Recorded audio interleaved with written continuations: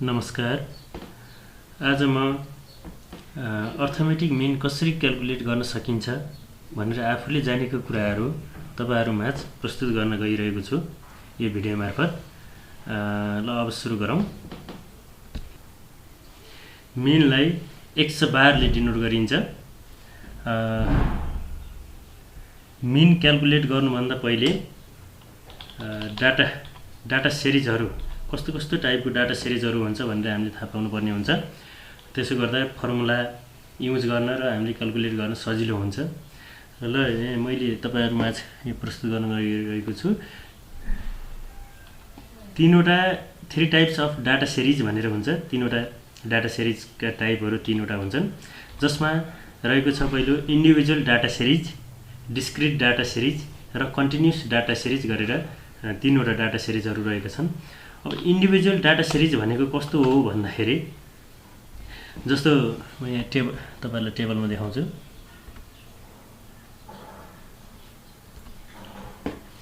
जस्तो यहाँ आइटम्स हुन्छ। जस्तो यहाँ 10, 20, 5, 4 यस्तो डाटाहरू रहेको हुन्छ। यसलाई हामीले इन्डिभिजुअल डाटा सिरिज भन्छौँ। त्यस्तै गरी अर्को रहेको छ discrete data series. Discrete data series भनेको कस्तो खालको डाटा सिरिज हो भन्दाखेरि टेबल क्रिएट गरौँ। आइटम्स रहेको हुन्छ। यहाँ आइटम्स हुन्छ जस्तो 10, 20, 30, 40, 50 यस्तो आइटम्स हुन्छ र यसको फ्रिक्वेन्सी हुन्छ।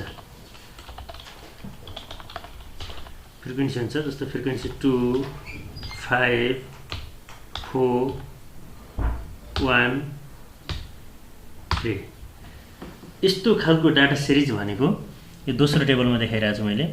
यस्तो खालको डाटा सिरिज नै डिस्क्रिट डाटा सिरिज हो। त्यसपछि अर्को रहेको छ continuous data series. Continuous data series भनेको कस्तो हो त भन्दाखेरि क्लास इन्टरभल भएको हुन्छ। जस्तो यसमा म टेबलमा नै प्रस्तुत गर्छु, सजिलो हुन्छ। जस्तो यहाँ ल क्लास लेखौँ।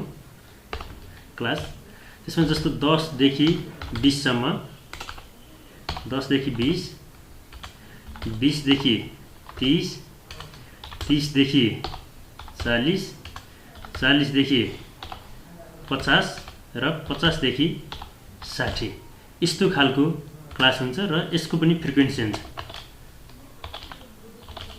फ्रिक्वेन्सी रहेको हुन्छ। फ्रिक्वेन्सी जस्तो 2, 3, 4, 5, 2 यसरी तीन प्रकारको डाटा सिरिज रहेको हुन्छ। सबभन्दा पहिले अर्थमेटिक मिन क्याल्कुलेट गर्नुभन्दा पहिले हामीले थाहा पाउनु पर्ने डाटा सिरिजहरू भनेको यस्तो तीन प्रकारको डाटा सिरिज हो। Individual data series, discrete data series र कन्टिन्युअस डाटा सिरिज। अब तपाईले अर्थमेटिक मिन क्याल्कुलेट गर्नको लागि मात्र यो युज हुँदैन कि मिन, मोड लगायतका स्ट्यान्डर्ड डेभिएसन लगायतका प्रब्लमहरू समाधान गर्नको लागि यो डाटा सिरिजहरू युज हुन्छ र हामीले यति थाहा पाइराख्नु पर्ने हुन्छ। अब यति थाहा पाइसकेपछि हामीले अहिले हामीले मिन क्याल्कुलेट गर्न सिकिरहेछौँ। हामीले इन्डिभिजुअल सिरिजमा कसरी क्याल्कुलेट गर्छौँ, डिस्क्रिट डाटा सिरिजमा कसरी गर्छौँ र कन्टिन्युअस डाटा सिरिजमा कसरी गर्छौँ भनेर हेरौँ। ल यसैलाई यो डाटालाई लिएर हेरौँ। यसकै तल गरौँ।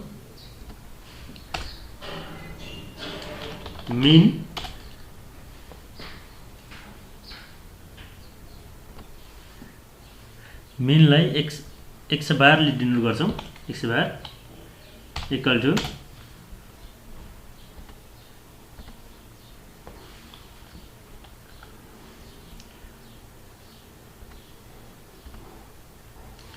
समेसन x बाइ n हुन्छ।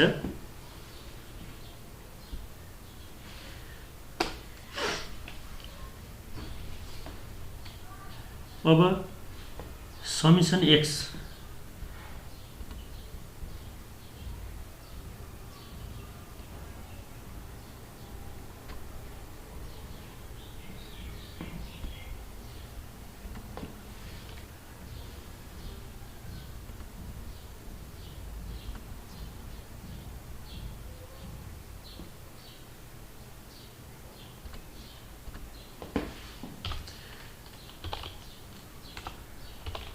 समेसन x भनेको 10 प्लस 20 प्लस 5 प्लस 4 हो।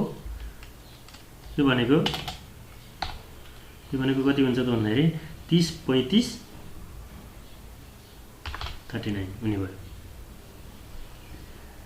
अब त्यस्तै गरी n भनेको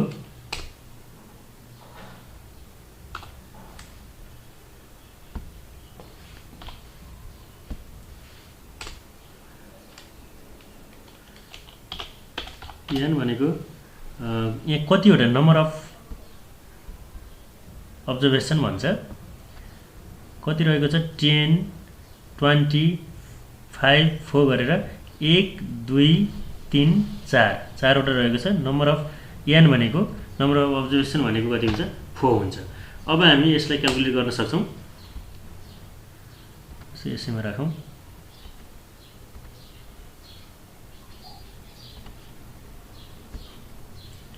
समेसन x भनेको 39 n भनेको 4।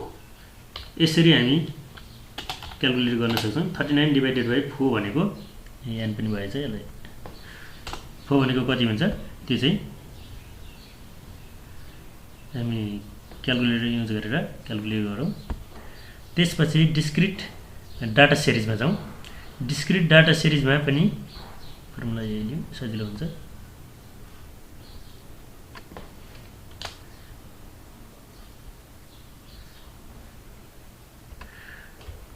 डिस्क्रिट डाटा सिरिजमा चाहिँ के हुन्छ त भन्दाखेरि समेसन fx बाइ n भन्ने फर्मुला हुन्छ। fx बाइ n हुन्छ। अब यसलाई टेबलको माध्यमबाट हेरौँ, ठाडो बनाएर। अब यसमा आइटम्स x राखौँ। x अनि यता फ्रिक्वेन्सी।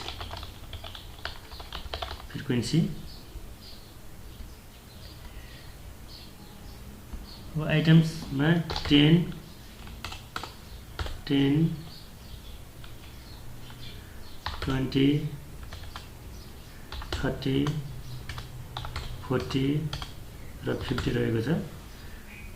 त्यस्तै गरी फ्रिक्वेन्सीलाई f बनाऊ। f मा 2 माथि हेरौँ। यो टेबल माथिको टेबल अनुसार गरिरहेको छौँ हामीले। 2 5 4 1 र 3। त्यसपछि यसलाई हाम्रो फर्मुलामा के हुन्छ त भने समेसन fx बाइ n हुन्छ। fx भनेको f र यो फ्रिक्वेन्सी f लाई र x लाई हामीले आइटम x लाई मल्टिप्लाई गर्नुपर्ने हुन्छ। त्यसलाई यहाँ एउटा कोलम थपेर देखाइदिउँ। अब यहाँनिर fx राख्छौँ। जस्तो अब 20 100 अनि 120, त्यसपछि 40, यता कति छ 50 इन्टु 3 155 50 यसरी राख्छौँ। अब त्यसपछि अर्कोमा राखौँ। अब n भनेको यो फ्रिक्वेन्सीको सम नै n हुन्छ र समेसन x समेसन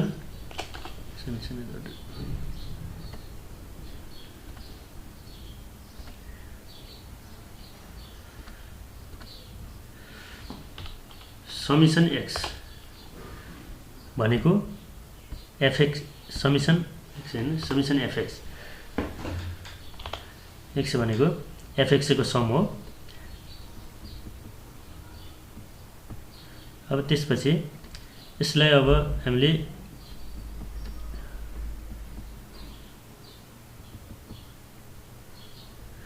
यो माथिको फर्मुला मैले माथि लेखिदिएको छु फर्मुला, यो फर्मुला युज गरेर अब हामी क्याल्कुलेट गर्न सक्छौं।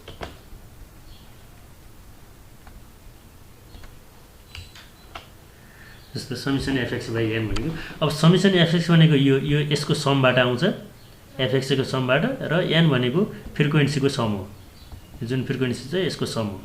अब त्यस्तै गरी अर्को रहेको छ continuous data series. Continuous data series यस्तो प्रकारको डाटा सिरिज हुन्छ जुन क्लास इन्टरभल रहेको हुन्छ, जस्तो 10 देखि 20, 20 देखि 30, 30 देखि 40, 40 देखि 50 र 50 देखि 60 यस्तो हुन्छ र यसमा पनि फ्रिक्वेन्सी दिएको हुन्छ, र यसलाई पनि हामीले फर्मुला चाहिँ त्यही नै हुन्छ, समेसन fx/n नै हुन्छ हाम्रो मिन क्याल्कुलेट गर्दाखेरि। कन्टिन्युस सिरिज र कन्टिन्युस डाटा सिरिज र डिस्क्रिट डाटा सिरिज दुईटैमा एउटै हुन्छ फर्मुला, किन भन्दाखेरि यसमा पनि फ्रिक्वेन्सी दिएको हुन्छ डिस्क्रिटमा पनि र कन्टिन्युसमा पनि त्यो भएर हुन्छ, तर यसको क्याल्कुलेट गर्ने तरिका अलिकति फरक रहेको छ। जस्तो अब यहाँ यसलाई अर्कोमा राखौँ सजिलो होला नम्बरमा।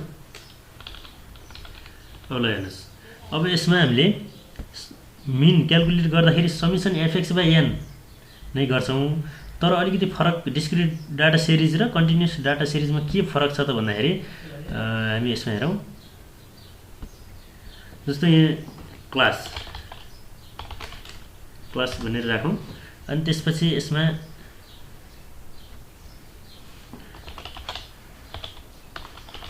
फ्रिक्वेन्सी राखिदिउँ। अब त्यसपछि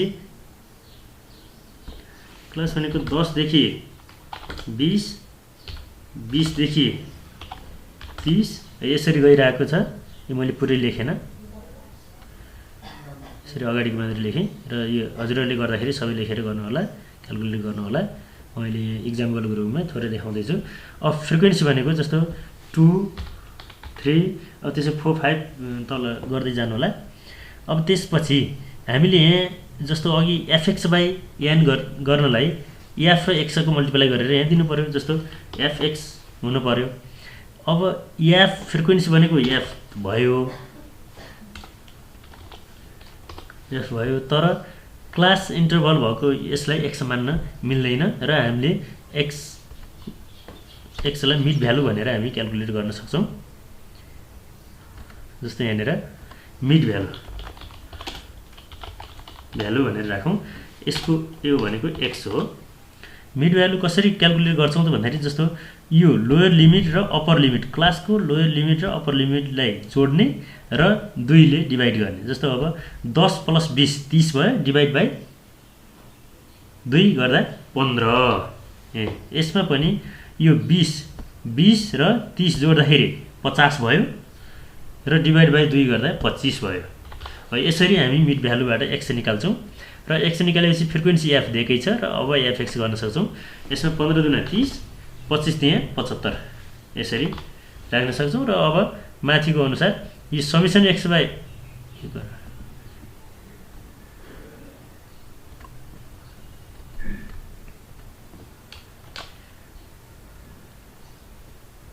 यसलाई हेरौँ। समेसन fx भनेको fx लाई जोडेपछि आउँछ, fx लाई सम गरेपछि, र n भनेको फ्रिक्वेन्सी नै हुन्छ, फ्रिक्वेन्सी जति छ त्यो n हुन्छ। जस्तो यहाँ 3, 2, 5 भनेको फ्रिक्वेन्सी भयो। अब हामीले यो फर्मुला युज गरेर हामी क्याल्कुलेट गर्छौँ। जस्तो mean x bar equal to summation fx/n, fx भनेको यो दुईटा जोडिन्छ र n भनेको यो फ्रिक्वेन्सीलाई जोडिन्छ, त्यसरी हामी क्याल्कुलेट गर्छौँ। अब डिस्क्रिट डाटा सिरिज र कन्टिन्युस डाटा सिरिजको मिन क्याल्कुलेट गर्ने फर्मुला चाहिँ एउटै छ, तर कन्टिन्युस डाटा सिरिजमा x नदिएको भएर मिड भ्यालु निकाल्नु पर्ने हुन्छ र मिड भ्यालु निकाल्ने तरिका 10 + 20 लोयर क्लास र अप्पर क्लासलाई जोड्ने, सम गर्ने। जस्तो 10 + 20 गर्दा 30 हुन्छ र 2 ले डिभाइड गर्ने, भाग गर्ने। जस्तो 10 + 20 30 डिभाइड बाइ 2 गर्दाखेरि कति भयो 15 भयो। त्यस्तै गर्ने 20 + 30 50 डिभाइड बाइ 2 25। यसरी x को भ्यालु निकाल्छौँ। कुनमा त भन्दाखेरि क्लास इन्टरभल दिएको कन्टिन्युस डाटा सिरिजमा। अब यो तीनवटामा के फरक देखियो त भन्दाखेरि डाटा सिरिजमा इन्डिभिजुअल डाटा सिरिज भनेको फ्रिक्वेन्सी नदिएको डाटा सिरिज हुँदो रहेछ, एउटा मात्रै आइटम दिएको हुन्छ जहाँ त्यसलाई के भन्छ इन्डिभिजुअल डाटा सिरिज भन्छ। त्यो भएर हामीले यहाँ फ्रिक्वेन्सी नदिएको भएर f लेख्न सकेनौँ। त्यो भएर यसको फर्मुला के भयो त समेसन x/n मात्रै भयो। समेसन x भनेको दिएको जुन आइटम छ यसको सम भयो र n भनेको यो कतिवटा छ त यो आइटमहरू त्यो नै n भयो। यो इन्डिभिजुअल सिरिजमा भयो र डिस्क्रिट सिरिजमा चाहिँ आइटम र फ्रिक्वेन्सी यस्तो खालको दिएको हुन्छ, फ्रिक्वेन्सी दिएको हुन्छ। त्यो भएर हामी यसको formula summation f x by n हुन्छ। समेसन एफएक्स भनेको यसलाई एक्स मान्छौँ, आइटमलाई एक्स मान्छौँ, यो एफ मान्छौँ र एफ र एक्सलाई मल्टिप्लाई गर्छौँ, त्यो एफएक्स हुन्छ र त्यसको सम भनेको समेसन एफएक्स हुन्छ। र एन भनेको हामीले अब कतिवटा दिएको छ भनेर हामी काउन्ट गर्दैनौँ कि फ्रिक्वेन्सीलाई हामी जोड्छौँ, सम गर्छौँ अनि मात्र एनको भ्यालु राख्छौँ। यो त भयो अर्थमेटिक मिन अनि त्यसपछि मेडियन, मोड लगायतका कुराहरू क्याल्कुलेट गर्नको लागि कस्तो प्रकारको डाटा सिरिज युज हुन्छ त भनेर त्यसको बारेमा मैले यहाँ तपाईँहरूलाई देखाएँ। र अब पछिल्लो भिडियोहरू यसको मेथडहरू हुन्छ, कुन मेथडबाट क्याल्कुलेट गर्ने भन्ने हुन्छ। जस्तो डाइरेक्ट मेथड हुन्छ, सर्टकट मेथड हुन्छ, स्टेप डेरिभेसन मेथड हुन्छ। यस्ता कुराहरू म पछिल्लो आउँदो भिडियोहरूमा राख्नेछु र हेर्दै गर्नुहोला। धन्यवाद।